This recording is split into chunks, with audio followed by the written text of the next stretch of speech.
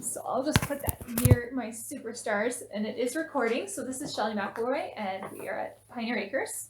It's 10th of November, 2020, and I am here with Bob Swanson, Brenda Campbell, the two amazing artists who were kind of the parents of the Grain Academy, is what I want to say.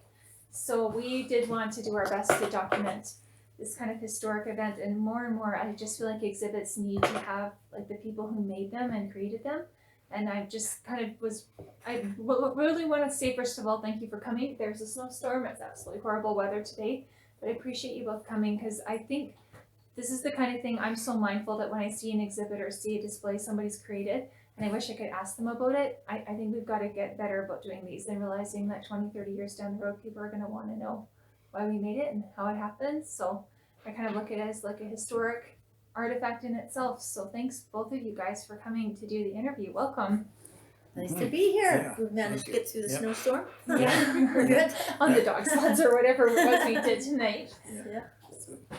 So I'm just gonna kind of walk you guys through a few things I wanted to ask you about. We're gonna start off with both of your backgrounds, like where you're from and like what you've, kinds of work experience. And so we'll just start with you, Bob. Just kind of do a bio for us.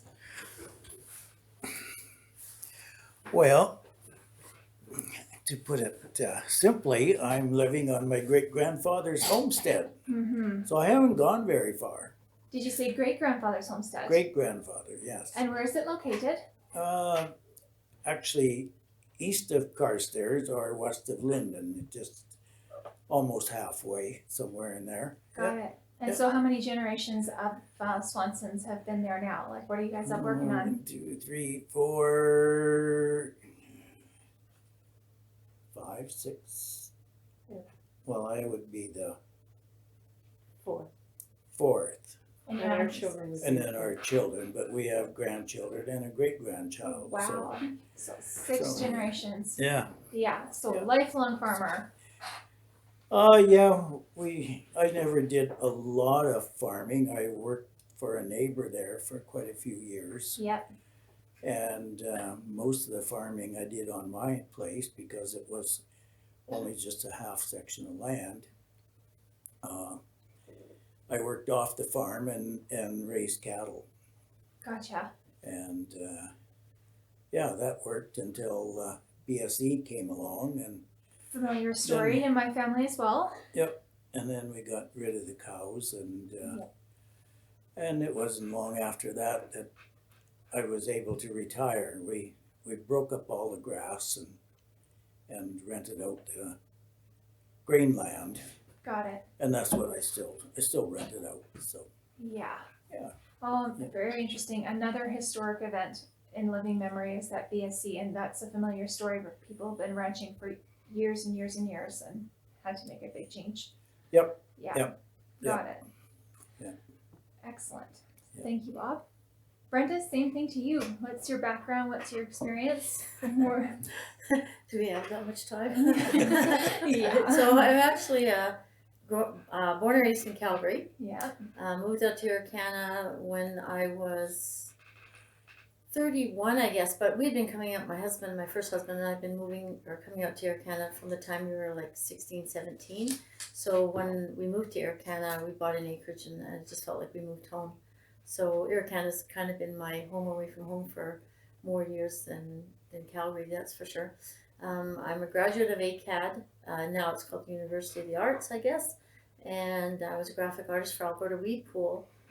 Way back, one of my first jobs out of college in 1984 was my second actual job, but my first really good job out of college. And I probably should have retired from there, but sadly the grain industry, same thing, kind of collapsed, and sadly everybody was laid off over the course of a 10-year span. So I moved on to work for the town of Irkana for 20 years, and then I ended up doing some tourism after that. I also ran a gallery in Irkana, and now I'm working for Rocky View Lodge as the activities coordinator. So I've always had sort of a lot of creative stuff in all the things I've ever done. I did economic development and tourism for the town, so I always was doing special events and helping build parks and helping build we restore old buildings and stuff like that. So that just kind of came natural to me. And our old acreage that we bought was from 1926. It was a historical home that we moved. It was a stopping house from the Calgary to Carbon Trail that we moved onto some new property, and then we were restoring that as well. So I think fixing up old stuff has always been in my blood, and having my background with Alberta Weed Pool, I worked when I worked for Alberta Weed Pool in the art department. I did a lot of stuff for the Grain Academy Museum that they founded way back in 1984, 1985, and for the 10 years I was with the pool. So it's been kind of a neat transition to come back all the way around and be kind of affiliated with that museum again. So The whole time you're talking, I'm like, every single box that needed to get checked for you to be the perfect person to do this project totally happened. And I wanted to like bounce it at both of you guys. Talk about artistic influences or like stuff you like what kind of shapes you guys as artists and as people who build things and create things. Like what do you like when you go to a gallery or museum, or what do you want to look at? Favorite places to visit, favorite books, stuff like that. Just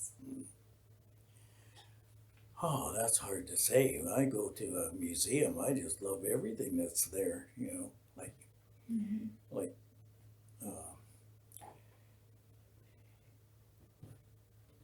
He 80, reads everything. 89, in 89, that's Deb, we Bob's made wife. a trip. She's the man. Yeah, She's yeah. really the brains behind the whole deal, right? Yep, yeah. Come on. I should be asking you questions. Exactly. Yeah. I'm thinking when we came back across Canada, and I remember one of our children saying, "Hey, Dad, look over there." And I said, "What?" "Oh, nothing. We're past the museum now. You don't have to stop." Because I think we tended to stop at just about every one that we could, you know, just to see what they had and what's different, what's similar, and yeah, and we spent a lot of time and years visiting different museums and Is there one that stands out that you would like go back to, or you just remember thinking like that was an amazing museum, love that museum? I think one of the best ones I've been to in memory is the one at Innisfail Okay. in the town there. Yeah, they had a lot of stuff there, and a lot of good stories, and yeah. So that one I enjoyed. Of course, this one here at Pioneer Acres, I enjoyed that one. Yeah. We'll give No you that. biases there. Yeah. We'll give you $100 we talked about. Yeah. Can I just say that we like history? Yeah. So that's what we go Yeah. for is history. That's exactly. And I think that's totally an important thing to say, like influenced by history. It just doesn't always have to be like things you see in a gallery or a book you read, like all that stuff can influence, but sometimes it's like people say things like I'm influenced by my home, influenced by my history, I'm influenced by my family. Yeah. So that's really neat. I guess one of the things that attracts me to museums and machinery and equipment is it's always kind of amazed me how stuff is built. Mm-hmm. How they come up with the idea that if we use this gear and that shaft and a couple of chains and something here and there, we can make it work this way, or we can make it work that way, you know. And I've always marveled at the ingenuity and that, you know, people back, you know, like 50, 60 years ago Solving a problem. solved the problems. Yeah, exactly. Yeah. Yeah. And even the difference is like in farming, like the most labor intensive thing in the world has gone from being the most labor intensive thing in the world to not, one step at a time, because of exactly what you're saying, Yeah. stuff like that. Yeah. Yeah. And really, we've got technology and we've got GPS and cell phones and all that stuff, but the crop gets put in pretty much the same way it did 100 years ago. Yeah. You plow the ground, you plant the seed, and hope it rains, you know. So, yeah. That's the truth. Awesome. How about you, Brenda? Same question. influences? So I think I'm probably really close to Bob and Deb in this. Is I grew up having a huge love of history, Mhm. and I love old buildings more than anything. Like not so much. I'm not the machinery side of things, but I am fascinated by old houses or old just buildings and their history. And I really like it when, you can't just knock these things down and build something new. You've got to, because the history, it has a story and has a life behind it. And if you can find out the history behind something, there's so much more, like they have personalities, and you want to find out who lived there and what happened, and I don't know, even just and things, small things like just ornaments and stuff, small. Um, there's so much. It's so cool to look at old things and just wonder how many people touch that old dress or that old umbrella or whatever it is that you, or dresser, who had that dresser and where did it travel from, and I don't know. So I really liked history. My dad always bought me history books for Christmas. It was always my number one favorite gift, always, and I loved reading history books. So so I'm kind of a nerd in that regard. Favorite period of time? Favorite, like if you could travel back in time and visit any era, Oh, where would you go? I always wanted to be born. Always, all through school, I always wish I'd been born 100 years ago for sure. But really, in hindsight, I like having a washing machine and a hot running water and all that stuff. So I really don't want to wish that bad. But for sure, I can tell you where my favorite museum is, other than Pioneer Acres, of course. But we've been to New Zealand a few times, my husband and I, and there's a really small little museum called the Traders, I believe it's called, and it's just outside of New Plymouth on the North Island in New Zealand. And from the outside, it doesn't even look like anything even worthwhile even going in to see. But the man who owns and runs this museum was an art instructor, and in the museum there's probably I don't know 100 or 50 or whatever dioramas that he's made. Oh wow. Just incredible. There's also, it's a lot like Pioneer because there's lots of full scale, you know, uh, things for you to look at, vehicles and buildings and reproductions of buildings and stuff. But this museum, they even have a boat tour. You go down a little boat and it's kind of like Pirates of the Caribbean. But it's, if you think about Disney and then you think about this man who's just this guy who built this all on his own, this museum is incredible. And when we went back to New Zealand this past January, we actually drove all the way back down there just to go to it a second time because it was that good. And we'd already been there and seen it all, but it was just that good.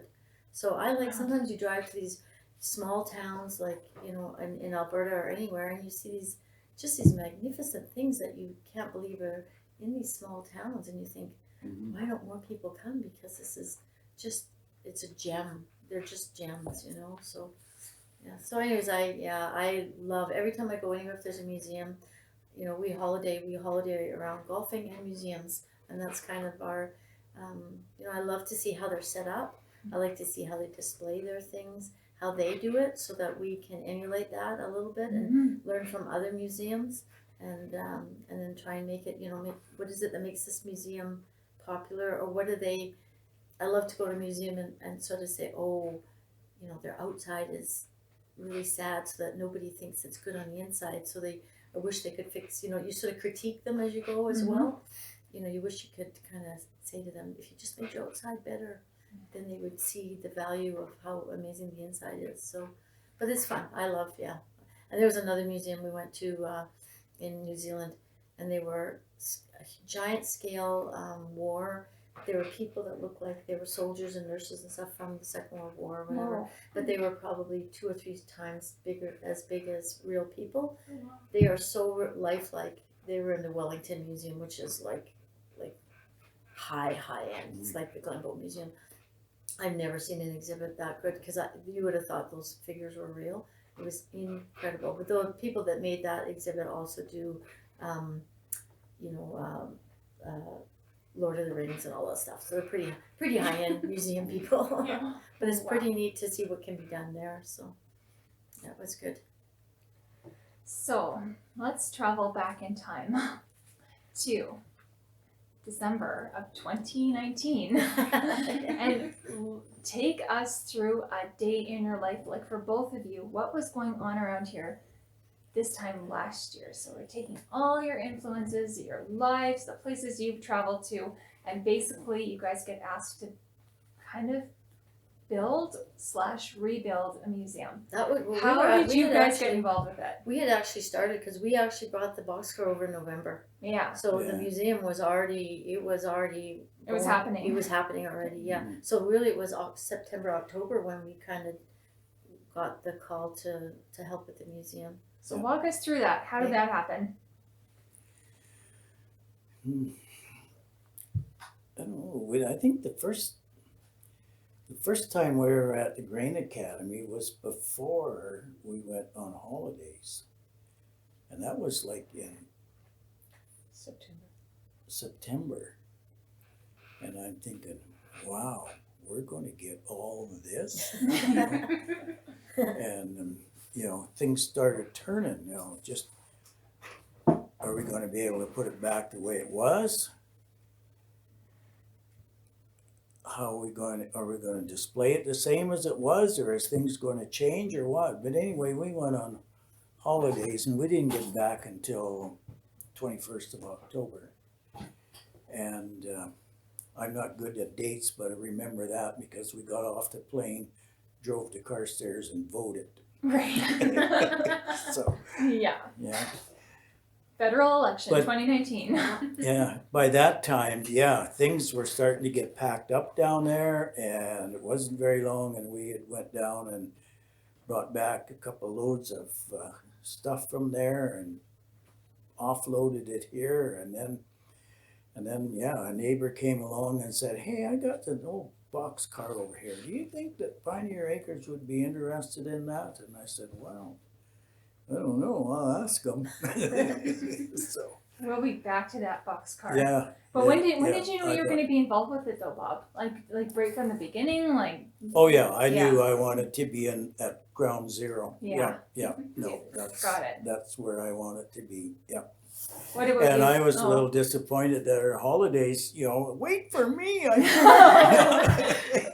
You Right can't start before I get back. Right on. But so then it just, we got an okay and about the boxcar. I didn't know whether we put it inside or Gary and I talked about it and we thought, well, maybe we'll stick it outside, put a bunch of stuff in it. And then when Brenda come up, no, that'll be a perfect place to, and it is. It is because we didn't have any wall spaces, so and they were all the steel metal. So again, it's not real conducive to like an art gallery. Yeah. But I give Bob 100% credit because I think the whole museum revolves around that boxcar, which was his idea, and I have loved that since from the day we went out there and saw it. So it totally made me know to ask you guys about that. It just fit, And I said the really weird thing, and I have to tell you this because this is just too weird. When we found out the history so the boxcar, there was a lot of things that had to happen to make this boxcar work. Yeah. There was so many weird, when something has to be like there's a bigger power that's making this work. Yeah. And so when we got told about the boxcar, Joan and I went up and took a look at it. I thought, well, we don't know if it'll lift up, it'll fall apart, but I was involved with my previous job at Aspen Crossing. We had moved trains around a lot. So I was at a party with the guy who moved our trains, and I went up to him and said, "You wouldn't think about moving a boxcar for us for not a lot of money?" And he said, "Yeah, probably." I said, "Well, we need it moved like right away because we needed it moved first so we could get working on it." So anyways, that all happened. It literally scraped the wow. the door. Just about, It was another Yeah. couple inches that would not have fit. Wow. So it got in. Then there was a lot of cleaning, and I know Deb was probably in there with Joan. Everybody was there, was scrubbing and cleaning. They did all the real. But the funny part of the whole thing is when we met another guy, a friend through a friend of mine, Jane, that was helping there as well, and he had a contact with somebody that knew some history about boxcars. So we got a hold of them. they were able to give us the history on that boxcar. So we now found out that the boxcar came from 1906, was an actual grain car, and you could tell from the stenciling inside it. Yeah. It was quite apparent it was a boxcar. The weird thing is, and it's only weird to me, is there was a number, the number on the boxcar. That number, their serial number on that boxcar is exactly my high school ID number, with the exception of two numbers that on my high school ID had two more numbers at the beginning. What are the chances of, number one, me remembering that, and that number 7844376? What are the chances of that even happening? Yeah. So I have chills. I know. So That's I did. The night I'm crazy. writing up the history on it for the placard that we're putting on the box, I said, that number seems really familiar. And then I'm thinking, why do I know that number? And then it just dawned on me, and I'm, whoa, that's like Yeah. too creepy now, right? So Yeah. Whoa. so that's funny, you know, like why is that? You know, like Yeah. so anyways, whether you believe in fate or not, I truly Yeah. believe in fate. That boxcar, which was Bob's idea, brilliant right from the beginning, and it literally, the whole museum was fashioned around the boxcar. So Because I literally, I had notes to myself. There's two things I wanted to ask you about. The boxcar was one of them. the boxcar Amazing. is, Yeah. it's so cool. We're going to circle back to it in a Yeah, second. and it was in awesome shape too. It was, Like yeah. the fact that it had a metal roof, which protected it from rain running through and It's destroying even one it different all. story, right? Yeah, and Yeah. like it's sat outside since, well, if I remember, I think it got moved to where we located it in about 1924, somewhere in that area. Wow.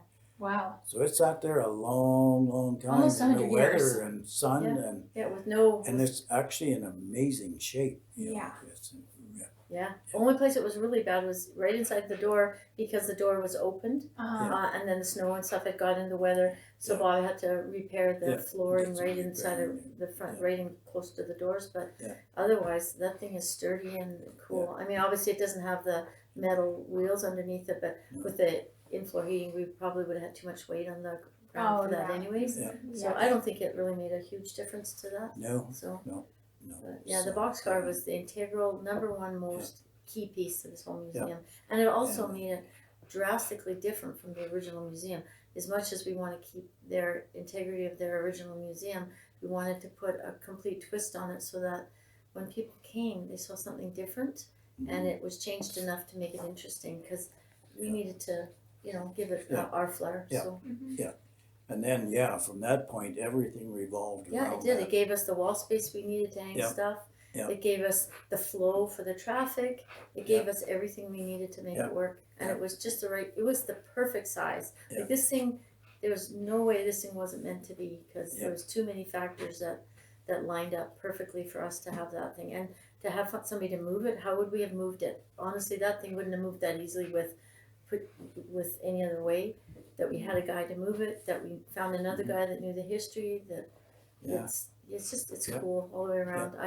I'm always fascinated by the boxcar. So That is, I had a massive note to myself, ask them to free associate about the boxcar. And I can sort of, I can see what you're saying, it's when you have a million decisions to make, if one decision is made, or even better, if it makes itself, it kind of sounds like then the other pieces started coming. Yeah. Because the other things I've written down to ask you guys about, I want to know about the elevator office. Because I really appreciate what you're saying about wanting this to be all the amazing old stuff from the original Grain Academy, pay tribute to that, and also having it be their own thing. So the elevator office is another piece that people walk in and they're just like, wow. well, that was a neat story, because you guys, we decided to put the elevator office there again to kind of give it some. Well, they had an office in the original museum, right? Yeah. So we wanted to kind of emulate that as well. And anyways, we made it a little bit bigger, and that office has a lot of stuff. It's not just 30 stuff. It's 1915 stuff to 1980 stuff in there. So it's kind of a mishmash of stuff, but it's a neat office. But the cool part was the tin. The metal, tell them about the the tin tin house football. siding, yeah.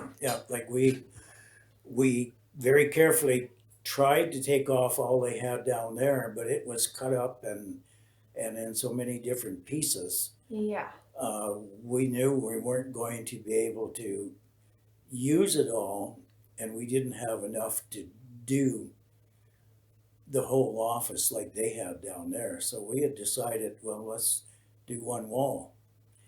And then somewhere, and I think there again, maybe Gary run into someone that knew. Well, yeah, I think so, because Gary's wife, Jan, worked for Pool. And she said when the elevators were dismantled at Acme, this guy moved a building out north of town there, and he's using it to run sheep in, I think is what. And Amazing. he said, I think there's probably tin on that. So Gary and I went and looked, and sure enough, and we got enough to do 2 walls in there, and that was enough to represent And it was exactly the same. what tin. we're up. Amazing. Exactly. And it was exactly the same Ridiculous. stuff. And it was Yeah. exactly the right amount that we needed to do the 2 Yeah. walls. Exactly. Yeah. There was hardly any left over. Yeah. Yeah. So that was a funny So story yeah, again. that was, like Brenda says, everything just kind of like it was meant to be. Yeah. It worked out. So There's what I'm kind of thinking about, and it's almost like a general lesson for life, but all the hard work you guys had to do, all the decisions you had to make, and at the same time, sometimes when something's just supposed to happen, or it's like something has got a momentum and a life of its own, it must have been really rewarding. What I'm kind of tapping into a little bit is, as artists, you almost have to have faith. Like, you're gonna jump, you have good wings, you're confident in your abilities, you can do it, and then the stuff that's supposed to happen just starts happening. And we had we did have a plan. We had a floor plan. Oh, for sure. I did at the very beginning. I hadn't even seen the boxcar, but we knew approximately how big it was. So I kind of sketched out where I thought everything could go, just to give me an idea. But even as we developed it, we changed a few things. That once you actually see it in real time, you think, well, maybe we should. We made the train exhibit a little bit bigger, a little bit wider. We changed things on the fly just because we like the wall where the bathroom is. We changed that. We just kind of came up with things that, as you actually saw the museum develop, we decided to use this display, not use this display.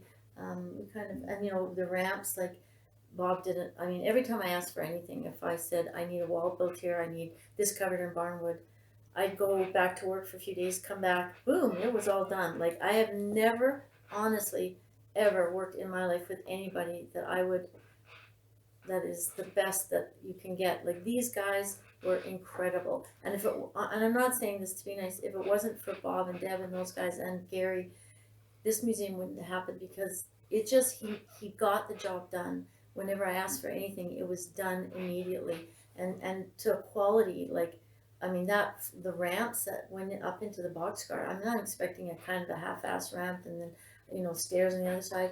And you guys explained to me, I didn't realize I needed 2 ramps. I didn't realize it would work better. So we had a lot of input together. But boy, I'll tell you, those ramps, when you put the flooring down and stuff, he doesn't do stuff part way. He does it really well, or not at all. And I've never worked with anybody that I admire more than these people. So You're gonna say something, Bob. yeah, well, yeah, like the ramps were something that I actually did quite a bit of research on to get them, Okay. so that if we would have applied for a lot of funding, which we fortunately didn't have to do, then I knew the ramps would have to be built to certain specs. So I thought that's what I need to do to start with there, and they're close. They may not be exact, but They're really close. they're better than some, and maybe not as good as modern ones, but they work, and we compromised here and there, and not too often though. I mean, No, things were pretty high. I think the quality of the workmanship speaks Yeah. for itself. I was gonna say, watching people come in with strollers and wheelchairs this summer and be able to travel safely up those ramps and safely down, and not have a place in the Grand Academy that wasn't accessible to them. Clearly a lot of care had gone into it. And then the reason you guys are both referencing this, there were so many volunteers who helped and did things, and the expertise was just incredible. But really, my thought process in asking the 2 of you guys to come is, I I don't know if I'm quite getting this right, so you guys will have to correct it, but I've heard you both talk about it.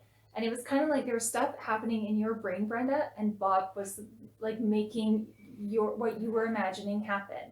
Every time. Like you were Absolutely. just like such complementary skill sets. I was like, yeah, it's like everybody else did a lot too, but the two of you guys, it's just, man, it makes a difference if you've got the right partner or the right person, hey? Oh, Like, absolutely. So yeah. however you were saying it was making sense to you. Like you're like, okay, I get it. Yeah, And vice versa. Yeah. Yeah. Well, I have a few God-gifted skills Yeah. that I am no carpenter, I'm no plumber, I'm no electrician, I'm no mechanic, I'm no nothing, but I can do it. At all those things actually. And I- welding, didn't you build didn't you on the ramp, did you do the welding or did Yep. you? Yeah, Yep. and all the Yeah. welding on the Yeah. metal for Yeah. the ramp Yeah. so that it's, I mean, there's no way Yeah. it's so, made so well so that it's Mhm. safe. You know, safety Yeah. is a huge concern for Yeah. any museum that's public, you know, has Oh, public for sure. access. Yeah, that was a major, it was in the forefront of our minds. It's gotta be safe, Yeah. There's gonna be children in here. There's Yep. gonna be Yep. people of all ages and abilities and stages and Yep. yeah. And I think we did okay. I think we're good. We haven't had any accidents so far, so. And I think even just everyone was really careful with the budget.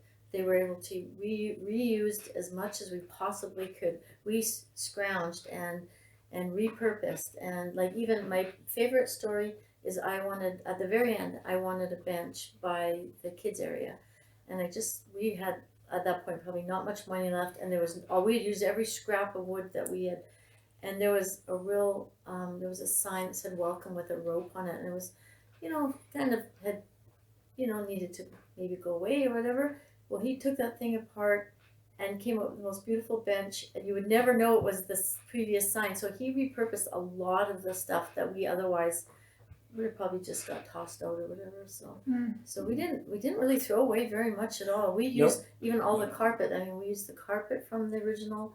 We took everything from the original museum but the mice. We've got And our own. Yeah, and I Yeah, think we we brought got our a lot own. of garbage too. Yeah, and we got a lot of I carpet. was thinking we didn't get the garbage, but I think we got no, some. we threw away. We had lots of loads to the dump. What Yeah, so. that's just kind of like inspiring me to kind of ask you about talk to me about that children's area, you guys.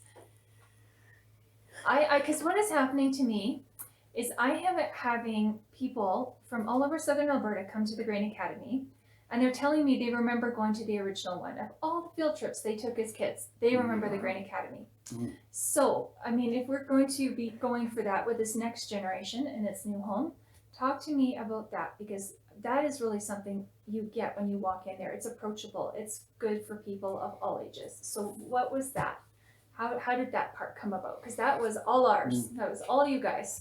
That one was just for me. It was when I designed the museum, trying to utilize as much as I could from the original museum. I really wanted to incorporate something drastically different, and something that was more kid friendly. Because I know, although at the time when we designed it, we didn't expect COVID and all the touching stuff. So we've had to kind of change a few things there. But at the same time, we just I wanted something that when they walked in, it's like, wow, that's way different. And the airplane, I know I've had a lot of people say, why an airplane? It has nothing to do with agriculture.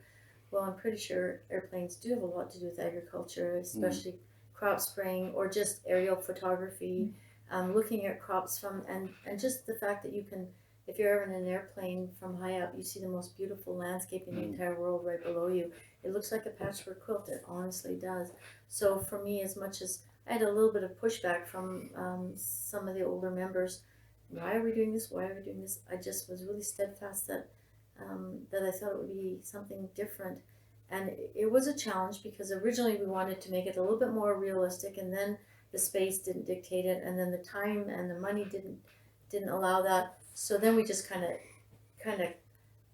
Disneyed it up a little bit, made it more like, a little bit more of a fun kind of a museum or airplane.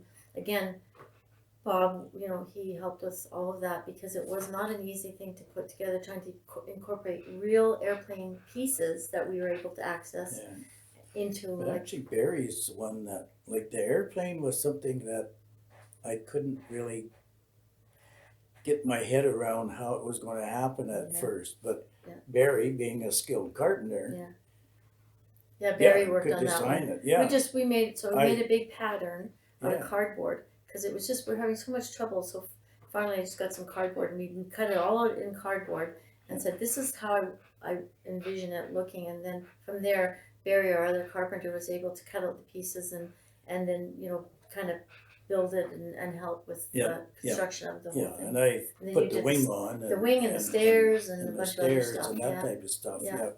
That Yeah. I could do once I knew what It the was plan definitely, was. it was probably the most, Yeah. it was definitely the most controversial part of the museum as far as people not understanding why we wanted to do that. But Yeah. I think it adds something radically different and a little bit more fun for the kids that are there, maybe with parents that they're bored because it's a little bit maybe for older people, but now they have an area that even if they played on the ground, like the little kids probably would be happy just to sit right on the ground and pretend they're, if they had a toy tractor, they could pretend they're Oh, yeah. pushing around or whatever. Yeah. So I don't know. I hope, I don't know what the feedback is, but I hope that people understand. We did not make the airplane look like a crop sprayer though, for two reasons. All the parts we had were not from a type of crop sprayer airplane, and the other thing is crop spraying also has chemical and it's a bit controversial. So we just decided that maybe just we're not going to make it an actual crop sprayer. So, but people can think it's a crop sprayer or not, whatever they want to think. So I wanted to let you guys know that the best feedback I can give you about that is we have not had a child walk in yet who's like, what the heck is this doing here? They all get it. And Yeah. I think my favorite thing was this little boy who booted it over there. He and his brother climbed up in there and he said to his brother, how fast should we make it go? I love that. Like this that's kid cool. just totally got it. Like Yeah. they knew what that plane was in there for. Oh, So that's cool. Yeah, That good. makes me happy because yeah. I just wanted, I just wanted to know that maybe that was.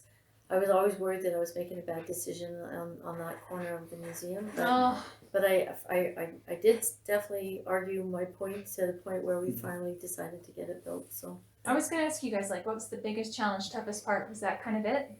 for me, 100%. Probably, yeah. Yeah, for Yeah. sure. Yeah. Yeah, it was tricky. Although, I mean, the actual model railway, I mean, I am so proud of that thing because I think it's one of the best ones I have ever seen. And It it's not is even done amazing, yet, yeah. So for the record, we invited Rob, who made that incredible train, to come, and I am going to be doing an interview with Rob, and I know that they've got some documentation and film that they've taken as well. They're going to share with us. He couldn't be here tonight, but we will interview him in the future and share that as well.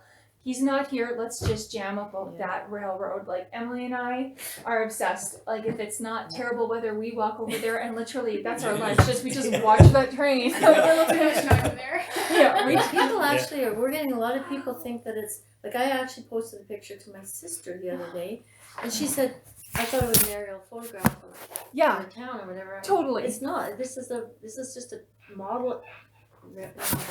Like people, and the son, Rob Jr., he posted a picture on a model railway site and they made him take it down because they said there was no real photographs allowed. It's supposed to be only model railway.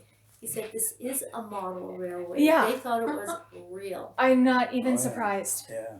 So Wow. No, the detail is just amazing.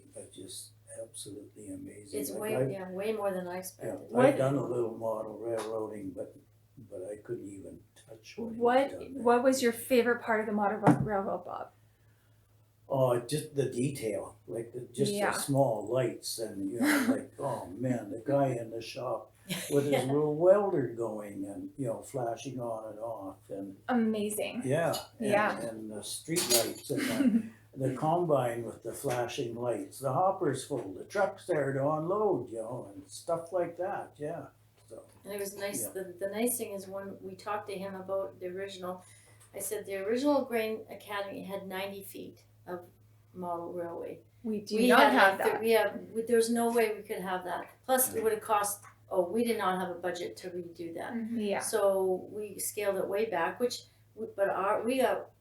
way more quality than quantity. Mhm. And I think our model far exceeds what was originally there by a long shot, in my opinion. And that even comes from the original curator, Jim. Yeah. He said that our museum is better than the original museum. So that to me is a huge, pat on the back. But I think what they did, all I asked for, we gave him, he basically had carte blanche to do whatever he wanted, as long as it went from an old, like from a farm to the terminal. And all I asked him was, I want an on and off switch. That is it. Keep it so simple. Because there's It's too many simple, people yeah. that are going to run it that don't understand. Mhm. It cannot be complicated. And that's the one thing I was adamant about. I want one button to turn it on and off. And he did. There's a Yeah. switch, one Yeah. switch. What's your favorite part of the train? My favorite part of the train, Mom, Yeah. I have to agree with you. I always tell people, look inside the shop. There's a guy there's welding. That's Like, amazing. It's crazy. Yeah. I think it's the welder in the shop. Yeah. And the name, have you looked at the names of the buildings? I did not know that until just recently, until I was there last weekend or whenever it was. Look at the names of the stores. There's little jokes all There's over jokes the on place. all of them. The towing one is Okay. called the Big Toe. That's the name of the towing company. His sign is called the Big Toe. I've Well, never But noticed look that. at all the names in all the little Yeah, stores, and they're all Yeah. really funny. Ah. So I didn't even notice that till last weekend. So Yeah. That'd be a great idea for a Kids Day Right? activity to Yep. find Find all the these jokes. different names. Yeah, Yeah, yeah. jokes. Yeah. that thing's cool. I'm excited to see the rest of it finished. So I'm the curator, so I'm not allowed to have a favorite thing in the museum. I love all the things at this museum. I love the Longhouse. I love all the tractors. I love the Grain Academy. But it might be the pump jack. That little pump jack, it makes my day. It's so cool. It's just, Yeah. I love, we all love it. That's good. It's an amazing train. And we will talk to Rob about that, and we're going to get all the details because he really loves talking about that as well. Yeah. That was amazing too. I'm going to be heading over to the Grain Academy with these two in a few minutes, and we're going to have them pick out their favorite thing in there and tell us about that.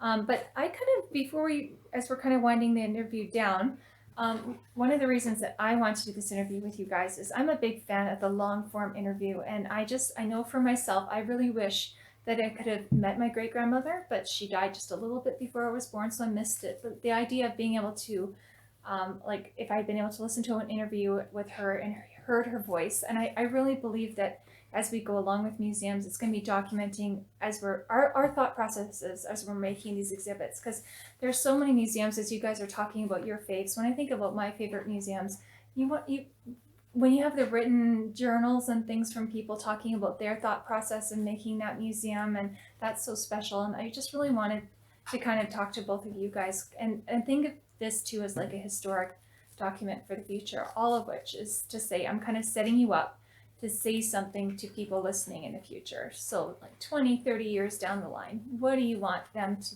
take away from the Grain Academy, or what's the big thing that you learned or that you want to say? That's a pretty tall question. It is. We can almost like pause and go somewhere else and then get back to you on something like that, hey? How about see how far we've come? Yeah. there's some pretty drastic changes. I think it's just don't lose history. Don't lose where you came from. You know, like you say, who we all originated from. The people before us, that if it wasn't for them, we wouldn't be doing what we do now, because they started, they're the ones that started things, and they plowed the earth and knocked down the trees to clear the land and stuff, and we're just trying to make it better for the next generation, and we don't want them to forget. The kids, it's like Remembrance Day, like tomorrow. We can't forget what people did that came before us, so that we can live in the world that we live in right now and save history. It is so important. Yeah, I think you're right. Yeah, and like I said before, I just love looking at how things were put together and how things developed. And we started with a steam engine, and then they went to gasoline, and then they went. Now And in the future, we're looking at electric, Right? and that boggles my mind. I say, I can remember this spring sitting in the tractor, heroin, and them talking about, we're going to get rid of oil, we don't need it anymore, and we got to have electricity. And I say, okay, I need a 500 horsepower tractor that will run at least 12 hours on a charge and be charged up overnight so that I can run it again tomorrow. And I can't imagine that happening. But I can go back to the other side and say, no, that tractor, that gas thing there, that'll never ever replace horses. Horses is the way, you know. But we've progressed, and without progress, where are we? You know, we're lost. We're nowhere. And So, I think that's really interesting because you were talking about technology at the beginning of this interview. yeah. And I'm just thinking about the things shaping our technology shaping agriculture right now. Like, for example, I was at the Red Deer Farm Show this time last year. Autonomous machinery is coming apparently, and not just GPS, but drones and like all this stuff is ready to change agriculture again. Yeah. Drones for So sure. I think it's that's going one to of the be biggest amazing changes. They can changes. check crops now without having, to drive through or cause any Or walk. damage or walk in. I mean, drones, that's probably one of the biggest changes for, checking, power lines and Yeah. and just everything, huge. hmm Simple Yep. as that. Yeah, it's just, yeah. I guess I could say I'm gonna be a little sorry that I'm gonna miss it. You know? Getting older. Right? Yeah. So, One of the things that's interesting though, when you do look through some of the old stuff, that I think you also see some of the stuff that's so lost, is you look through the books and the handwritten journals, the handwritten documentations in the office, the handwritten receipts, ledger receipts, and the fact that it was an art. People did, accounting and handwritten stuff. The handwriting was beautiful. Nobody even learns handwriting anymore. no. So some of that stuff, even though it's just a ledger book or an accounting book, it's also an art form, and I think it's going to be it is almost a lost art. So the fact that we, save, it's not just typing up all the history, but actually seeing the written word in actual handwriting, it's beautiful, absolutely beautiful. It's interesting you say that because I've just been doing a course at the University of Lethbridge about oral traditions, which is like my love of stories is why I love doing interviews with people. But historians are reacting with alarm. They know we're not going to have letters, journals, calendars, things from the 2010 to the 2020 period. And they're saying, we don't know how our kids and grandkids are going to learn about us in the future, but as hard as this is to imagine, they will not be filing up a tablet and going onto our Facebook pages. They won't be doing that. So it's interesting that you're saying that because it's looking like the written sources might be the best in the long run after all. Not that we can't enjoy and use the technology we've got, but I think what I'm kind of hearing both of you say is like kind of like looking forward to the future and like kind of anticipating this kind of technology, but maybe something about just not losing the stuff that's good from now and the stuff that was good from long ago as well. Oh, absolutely, yeah. Cherishing it, really. Like some of the funniest little things when we unpacked those boxes, it was just the most entertaining. It was like Christmas every day. What did you guys bring? Because I was at the Grain Academy before they packed everything up, but you don't remember everything that's there. So when they packed everything up and brought it back, and Jane and I, who was helping me, another colleague from the wheat pool that I used to work with at the wheat pool, were unpacking all this stuff, and it's like, check this out. Oh my God, look this, and what is this? And I don't know. And then we'd have to get the sheet, the information sheet that told us, number 27, whatever was, moisture tester or something. And so we learned a lot. It was interesting to just kind of see what was all there, and we learned a lot. And the other thing that was really cool is unpacking the stuff is like, hey, I did that in 1984. I did that drawing in 1985. I did that map in 1984. Jane, my colleague, hey, that all came from the library. She was a librarian at the Wow. I filed all that stuff. That's all my stuff. That's the stuff I used to have at the library. So it was a really big for Jane and I, who was there for 16 weeks straight, Mm. helping on Saturdays. For us, it was a real trip down memory lane for us, and we loved our job. Both of us at Alberta Wheat Pool, we loved working for that company. Oh, So for us, it was really a cherished moment of us bonding again and feeling like we were back where we used to work, 40 years ago or whatever. So it was, yeah, it's neat. You don't know in life. That's the cool part. You don't know that where you are right now, that your life might go travel down a lot of other roads, but one day it might travel back to where you were, or some way with the people or with the place. So it's really cool when that does happen. So it's like all those things that version of Brenda in 1984. It's like you're like future Brenda saying, "Good job, kid." I know, Like, it look, is- good for it you. is. It was, yeah. It's been a wild journey. This museum is, and what's even weirder is like when I worked for Aspen Crossing, my previous job, I was trying to vie to get the Grain Academy for them. Oh, amazing. And we were Amazing. interviewing and stuff and trying to get the museum, and sadly, For nicely, them. sadly for them, they ended up not being awarded the museum, and I was going to facilitate the museum there. So when that all kind of fell through, and then I ended up coming back here, I live in Air Canada, and then they asked me to be a part of it. It was like, obviously this is meant to be, because it's like sometimes there is a bigger power out there that is putting you in the right place at the right time, and making it all happen. It was cool. It's been a cool project, and one that I'm really proud of. Yep. So Yeah, no, that's good. Brenda and Bob, that's an amazing interview. Thank you so much for your time tonight.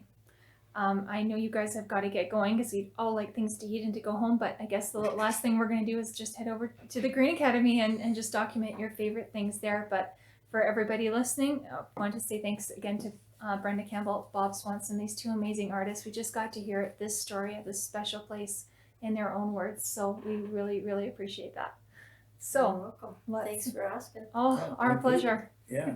Yeah. We're here at the Grain Academy with Brenda Campbell, and she is showing us one of her favorite parts of the Grain Academy.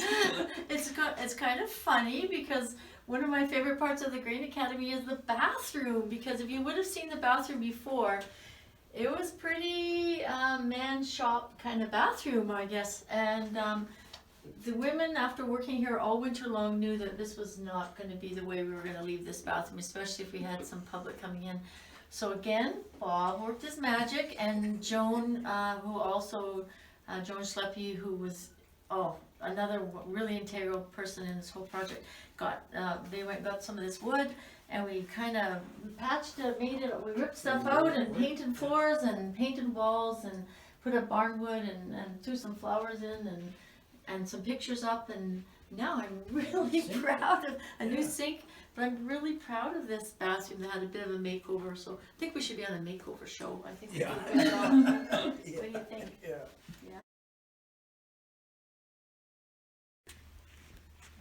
Here, because it depicts so much, like the buffalo, the settlers, the first breaking of the land, and then as agriculture progressed right up to the point where we got combines here, and it's all in one, and it's all different nations that that agricultural serves. We are going to do above these murals a sign that says Canada, Canadian farmers help feed the world, and this kind of depicts that. And Georgia Jarvis she was like one of the main artists that did the calendars for Yes. Alberta Wheat Pool for many, many years. Many So years. she was also a real integral part of the Alberta Wheat Pool. Yep, So, yep. Yeah, so she she's did really the- important. Yeah, Alberta Wheat Pool. Come from? Did you take the It pictures? was No. Together. You bought that at an auction or something? Yeah, I didn't you? bought them at an auction. Yeah.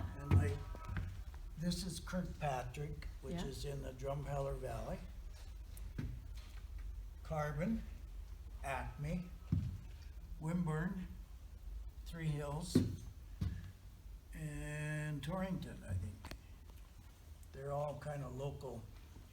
The line is no longer there, it's all been taken out. Yeah, and then just a couple of pictures of them That's harvesting.